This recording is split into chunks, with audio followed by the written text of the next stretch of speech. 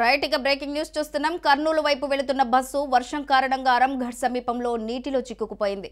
బస్సులో 15 మంది ప్రయాణికులున్నారు. డిఆర్ఎఫ్ బృందం సహాయంతో ప్రయాణికులతో పాటు బస్సును రక్షించారు. ఎస్హెచ్ఓ అత్తాపూర్ యాదగిరి మరియు సిబ్బందితో పాటు డిఆర్ఎఫ్ బృందం పాల్గొన్నారు.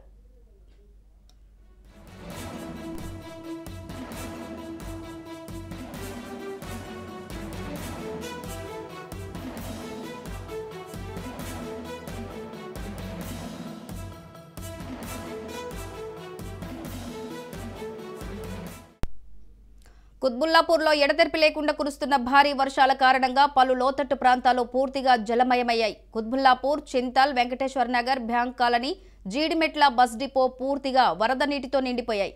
అప్రమత్తమైన అధికారులు నీటిని తొలగించే ప్రయత్నాలు చేస్తున్నారు. కాలనీ వాసులు ఎట్టి పరిస్థితుల్లోనూ బయటకు రావద్దని హెచ్చరిస్తున్నారు.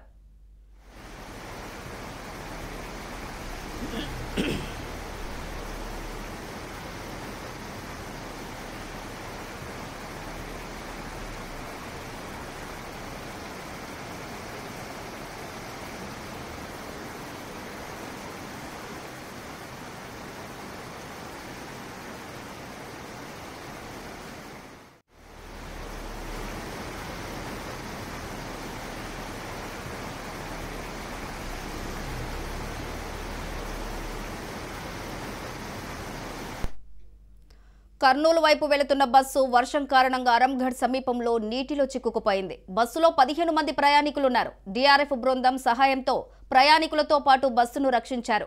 ఎస్హెచ్ఓ అత్తాపూర్ యాదగిరి మరియు సిబ్బందితో పాటు డిఆర్ఎఫ్ బృందం పాల్గొన్నారు.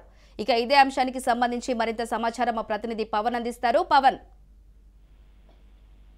రాత్రి నుంచి కురిసిన భారీ వర్షానికి చాలా చోట్ల బస్సులు కూడా ప్రయాణిస్తున్న బస్సులు ఆ యొక్క వాటర్ కి అంటే వర్షం నీరుకి ఆగిపోయిన పరిస్థితి కూడా చూస్తున్నాము. అయితే కర్నూలు నుంచి వెళ్తున్న బస్సు అరంఘడ్ చౌరస్తా వద్ద ఒక్కసారిగా ఆగిపోవడంతో పూర్తిగా దీనికి సంబంధించి కొంత సమస్య కూడా ఏర్పడింది. దాదాపు బస్సు అక్కడ వర్షపు నీటిలోనే ఆగిపోయింది. అయితే ఈ విషయం తెలుసుకున్న ట్రాఫిక్ పోలీసులు క్రెయిన్ సహాయంతో కూడా బస్సును చాలా సురక్షితంగా బయటకు తీసుకొచ్చారు. అయితే అందులో దాదాపు 15 మందికి పైగా అందులో ప్రయాణిస్తున్నట్లుగా గుర్తించారు. 15 మంది ప్రయాణిస్తున్న నేపథ్యంలో దీనికి సంబంధించి చాలా సేఫ్ గా వారిని ట్రాఫిక్ సంబంధించిన వారు బయటకు తీసుకొచ్చారు. అంతేకాకుండా ఇందులో చూస్తే మాత్రం ఇక్కడ అరంఘడ్ చౌరస్తా వద్దనే కాదు చాలా చోట్ల కూడా వర్షపు నీరు రోడ్డు పైన నిలిచిపోవడంతో పూర్తిగా ఆందోళనకర వాతావరణం చోటు చేసుకుంది. ఒక చోట ఫతేనగర్ చోట అంబులెన్స్ కూడా ఆగిపోయిన పరిస్థితి కూడా చూస్తున్నాము.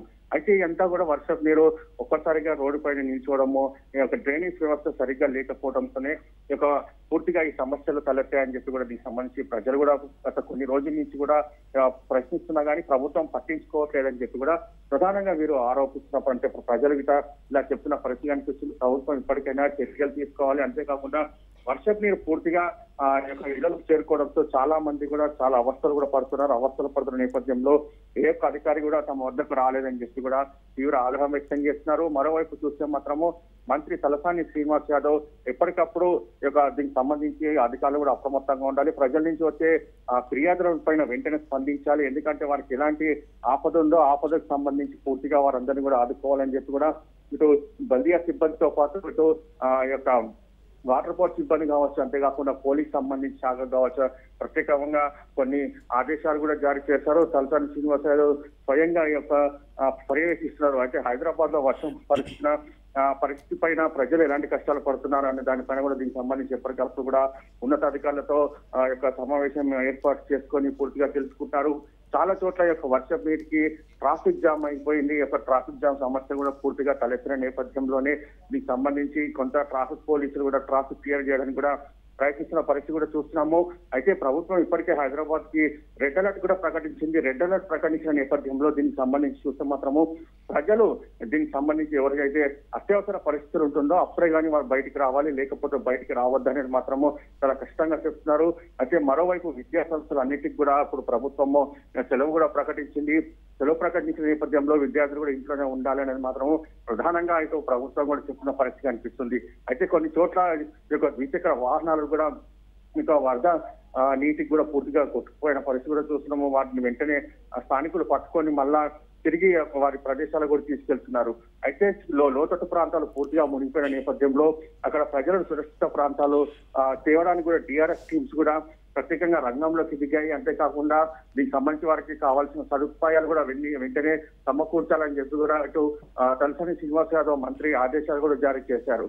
మరోవైపు చూస్తే మేడ్చల్ జిల్లాలోని గుండ్లపోచంపల్లి మొత్తానికి చూస్తే ఒక చెరువులో అపార్ట్మెంట్లు కట్టిన నేపథ్యంలో దీనికి సంబంధించి ఒకటో అంతస్తు వరకు కూడా పూర్తిగా ఆ యొక్క వరద నీరు కూడా చేరుకుంది. అక్కడ కూడా ప్రజలు కూడా తీవ్ర అవస్థలు కూడా పడుతున్నారు. అక్కడికి అధికారులు చేరుకొని వెంటనే వారిని కూడా సురక్షిత ప్రాంతాలకు కూడా తరలించేందుకు కూడా అన్ని ప్రయత్నాలు కూడా చేసినట్టుగా దీనికి సంబంధించి ఇటు అధికారులు కూడా చెప్పిన పరిస్థితి కనిపిస్తుంది. Right Pawan, thank you.